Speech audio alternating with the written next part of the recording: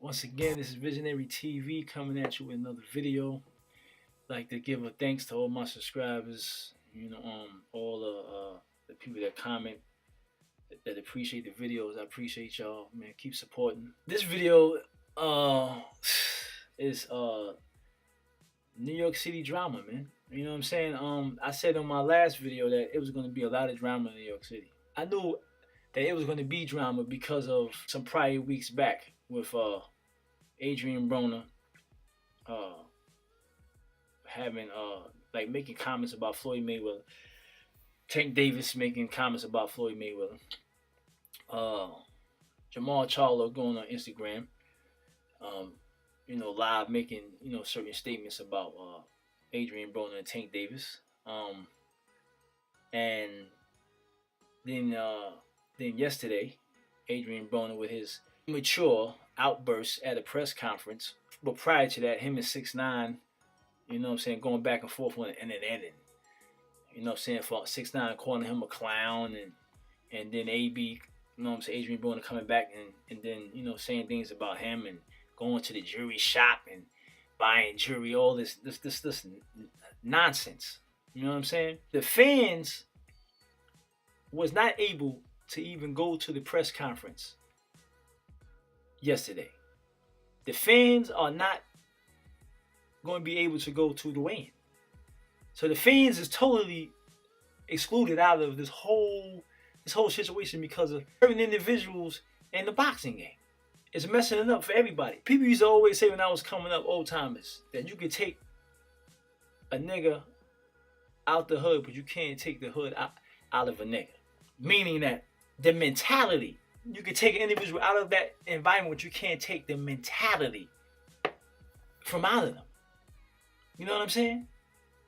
So I think that like a lot of the stuff stems from the rapper 6ix9ine, and I think the it's like the police, like security is so at hotels, at any event that these guys have is going to be stacked with security, stacked with police. I never seen this like this in my life, where it's like you can't even.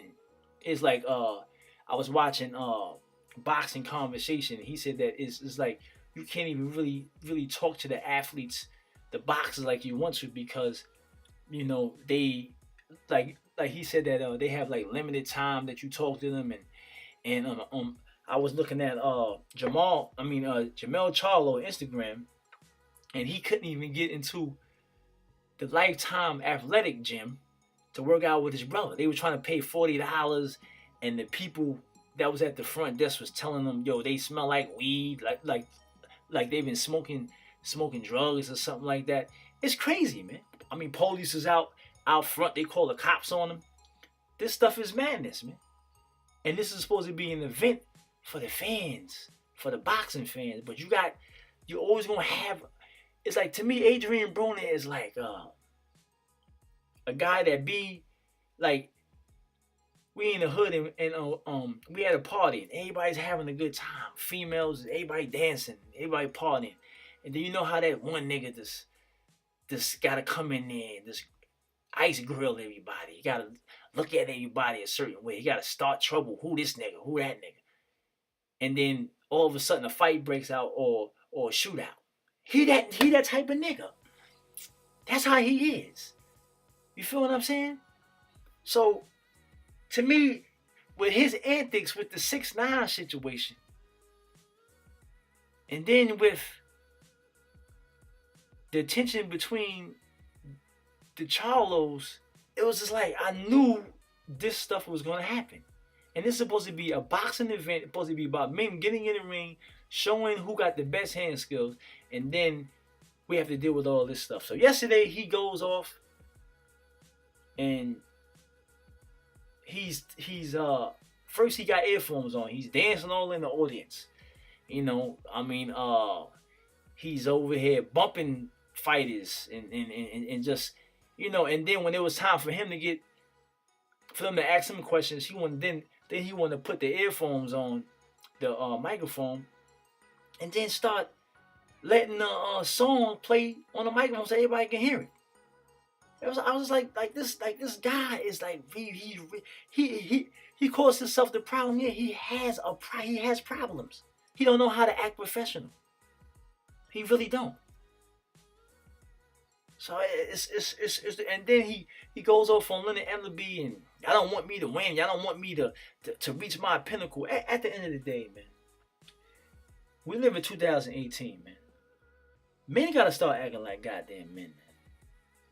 Why do other grown men worry about other men, how they feel about you? Yo, that's a problem. You're a grown man. Who cares about if Leonard Ellaby is going against you? Who cares about if Floyd Mayweather is going against you? Who cares? You're a grown ass man. That's just like really disturbing that grown men today worry about what other grown men thinks about them, how they feel about them. I could care less what another man thinks about me. I could care less. But it's like this man cares about Floyd Mayweather and his team so much that he has to have immature outbursts at these press conferences. Who cares if they don't care about you? So like, to me, he messes up boxing, and I have to say, I wish he just get knocked out and he just go off in the sunset, man. He messing up the sport with all this nonsense. So the fans can't come to the press conference. The fans can't come to the weigh-in. You know what I mean? It's just like they lose out on that because this knucklehead. And then you got Tank Davis. He's saying things about Floyd Mayweather. You never know if Adrien Broner is in his ear, but rumor has it that yesterday when he was being interviewed, that he didn't want Fight Hype to interview him. Go look it up. Go check it out. You know what I'm saying? Like I knew this was gonna be drama. I knew it. So I hope tomorrow night he gets his ass knocked out. Like, he needs to be humble. See, people like that have to be humbled for them to change. And those 3 losses that he got, didn't humble him. I think him getting put to sleep is gonna humble this man. You know what I'm saying? It's like they messing up that's supposed to be a great event. Saturday night. The fans can't come. You got people that can't come to the hotels and be with their brother doing certain workout sessions. This stuff is, man, the police is everywhere. You know what I mean? It's crazy. So I just wanted to just pull out some things on Adrien Broner, right? If y'all don't think this man is disturbed and he don't need help, then something wrong with y'all. The man needs to spend, instead of him spending money in a jewelry store on $100,000 worth of jewelry, he needed to spend $100,000 on getting his freaking life right. That's what he needed to do. You know what I'm saying? Hire a rabbi, do yoga, talk to a psychiatrist, freaking get a life coach. Do whatever you got to do to change your goddamn self. So, in January of 2015, he got a DUI. He was arrested 2 times in April in 2016.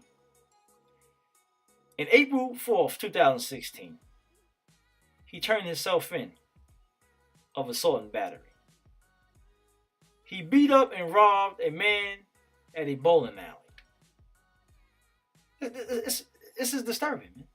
In April 12th, 2016, reckless driving. On October 12th, 2016, he tried to commit suicide. 5 days later, October 17th, 2016, he choked a waitress in Las Vegas nightclub. April 20th, 2017, they tried to kill him and shot 10 times at his SUV. September 10th, 2017, he knocked a guy out cold and shoved a woman on Las Vegas strip. February 2018, not too long ago, he was in the mall and had an incident where he grabbed the girl private parts So these is the thing that this man does. He repeatedly keep doing. He's out of control. So what do they do with people that's out of control? They either kill you or they put you in prison. He's out of control. You know what I'm saying? And then he says yesterday in the press conference when they was interviewing him, I don't want to hear no negative things. Don't come to me with no negative. But you had a negative outburst the whole press conference, saying shut your bitch ass up and all this other. Come on, man. Yo, the man is out of control, man. To me, he's not good for the sport of boxing. I understand that we all make mistakes and we come from that ghetto base, but it comes to a point where you gotta have to be a man and being a good influence to your children, your family, and you got your children that you're supposed to be guiding and directing and helping them. How can you help somebody when you're acting like that? You know what I'm saying? And then you got boxing fans that's young dudes that's coming up that look up to you, but you acting like a jackass. You feel what I'm saying? And I'm tired of athletes, rappers, like entertainers, always saying that like they're not a role model. But you are a role model. Is like I think that they just don't want to have the responsibility to changing themselves to where they can be a good influence to the youth. So they throw that out there. Like I'm not a role model. I make mistakes, and nobody perfect. That's a cop out. Because when you have access to people and places, then you can tap into those outlets and learn skills to where you can become better and know how to deal with things. But Adrien Broner don't care about changing. He doesn't he sat up there on the panel at the press conference, and he was the only one that was acting like a jackass. Everybody else was calm, they was cool, they was relaxed. They know that this is just business, and everybody has to fight at the end of the day. You know what I'm saying? So to me, I think that when people say too, oh, well, we all make mistakes.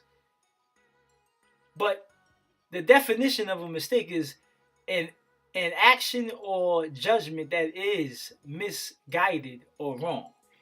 So you telling me that he don't have a mother and father that can direct him and guide him and give him the proper information on how to act?